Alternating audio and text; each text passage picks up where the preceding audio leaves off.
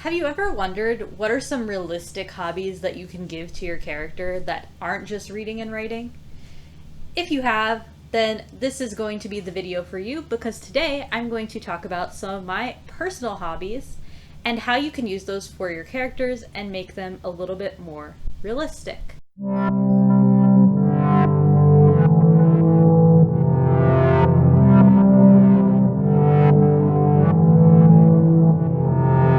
Hi everyone! So today I'm going to talk about some hobbies that you can give your characters using my own personal hobbies. The first hobby I'm going to talk about is rock climbing.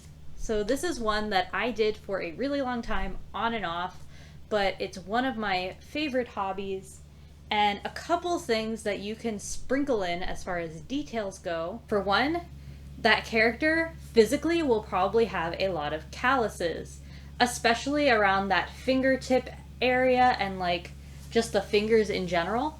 Probably not so much right here. That would be more if you do gymnastics or something like that because you're grabbing onto the bars. But usually with rock climbing, you're grabbing like this. So you're not really hitting with your entire palm most of the time.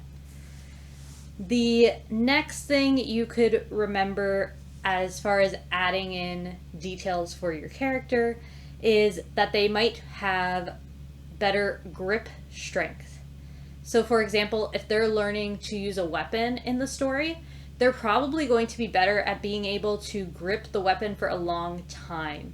They're not going to struggle as much with that as some of your other characters might because they've done rock climbing previously. The next thing I'm going to mention is they might get a lot of wrist and finger pain, especially right after they do rock climbing, because it's very taxing on your fingers. After about 30 minutes of rock climbing, especially at the beginning, I would just not be able to close my hand at all. It would just be like, And another thing you can mention is if they're going to the rock wall, depending on how experienced they are and how often they are going to the rock wall, they may bring chalk with them. If you're a gymnast, you're probably familiar with this. You probably use chalk when you are doing like the uneven bars and a couple of other things. But if you're not a gymnast, this might be not an obvious thing to you. And another thing that you might be able to mention about your character, especially if your character has to go into a battle, which depending on what genre you're writing, they may or may not be doing some sort of physical battle. You might want to mention that they're a little bit more nimble, a little bit more flexible because of doing rock climbing. Because a lot of times you're going at these odd angles to get up the rock wall, and they're probably also going to be able to stretch a little bit farther to get up to those different parts of the rock wall. They also are usually a little bit better at improvising and strategizing kind of as you go and planning out things, because when you're going up the rock wall you have to kind of decide like what the best path is for you, especially if you're like me and you're really short and you can't reach certain things. You have to decide like, oh, should I go up this way? Am I going to be able to reach that handhold if I go up that way? So you could have that internal process going if they end up having to climb a mountain or do something else that requires a similar mental process. The next hobby I'm going to talk about is fencing. If your character does fencing, if they end up having to handle a sword, most likely they're probably going to be a little bit better at it because they're used to handling a rapier, especially if they do saber fencing, which is what I did.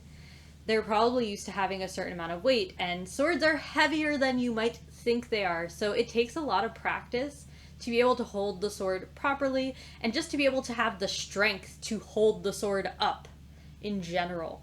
A person that has a hobby of fencing is also probably going to be a little bit more light on their feet. You have to be able to move quickly and strategically when you are fencing, and you also need to guard reflexively. You need to be able to keep your hand up. You don't want your hand to come down.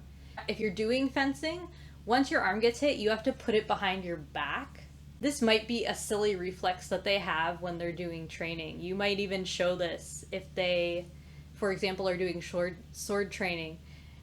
and in their sword training, they get hit on the arm and their immediate reaction is to do this. So you could do that as kind of a funny element if you really wanted to. They also will probably move a little bit quicker and will have a tendency to want to use the sword to thrust rather than to slash, because that's the tendency in fencing.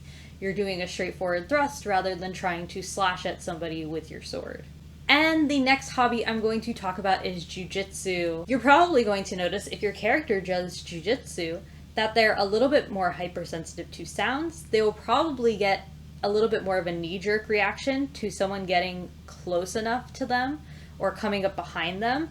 Like, my tendency, if someone comes up behind me, is to grab them and throw them. So they might have some sort of reflex like that, as far as people coming up behind them or getting too close to them. They might also be thinking about escape routes, because that's one thing that you're taught in jiu-jitsu and in self-defense, is to be looking for an escape route, and if you think someone's following you, you're looking for a way out.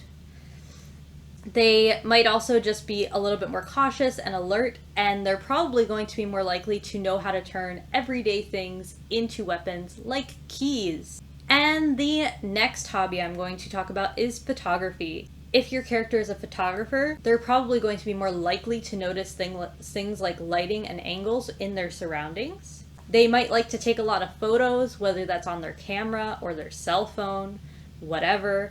And even if they don't have their camera or cell phone, they'll probably either think or say something about like, oh, I really wish I had my camera right now, this looks perfect, or this looks amazing. They'll probably have thoughts like that when they see something that's really beautiful, is that like, oh, I want to take a photo, but I can't.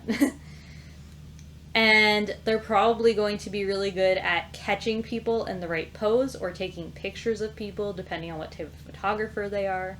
And you could even have them doing these crazy contortions and positions to get the best angle and lighting. I know I've personally done this. I was in Japan one time and I was almost on the floor, sticking my hand through the bar, trying to get a good picture of something. I think at the time I was in Beppu and I was trying to get the picture of one of the jigoku, which is called like the hells.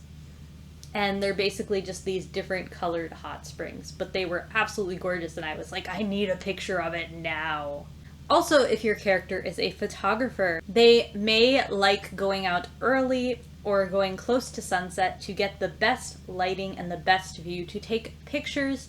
They may also, in general, just like going out really early or really just close to sunset to see gorgeous views.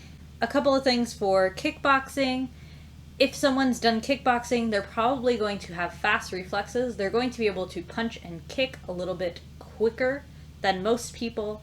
They're going to know how to throw a punch correctly, and they'll probably have much better cardio, because when you're doing kickboxing, it's very fast-paced. You have to be light on your feet. And in kickboxing, you also have to have fairly good reflex control and accuracy. So you can also notice that about them as well and see how that helps them if they have to do some sort of combat scene or combat training. And same thing with jujitsu, they might also be a little bit more hypersensitive to things around them, especially if they think that there might be someone following them. And the last hobby I'm going to talk about is jewelry making. Normally, they're going to be very aware of details and colors and how things fit together. They might have a bit of a steadier hand, because when you're threading things through, you kind of need to be able to keep your hand steady, especially if you are trying to like do bead work and stuff like that, which is really precise. They are also probably more likely to notice workmanship in jewelry. So if they pass by a jewelry stand, they might say something like, oh, this is really good wire wrapping, or oh, I really like the soldering on this, or oh, why did they cut this gemstone like this? This gemstone looks so much better when it's a rough gem instead of a smooth gem. They might notice things like that. So you could add little details like that just to make those hobbies more realistic. But that's all I have for you today. If you like this video, go ahead and click that like button and subscribe to my channel. And let me know in the comments below, what are some of your hobbies that you like to give your characters, and what are some of your personal hobbies? Alright, that's all. Bye. Bye.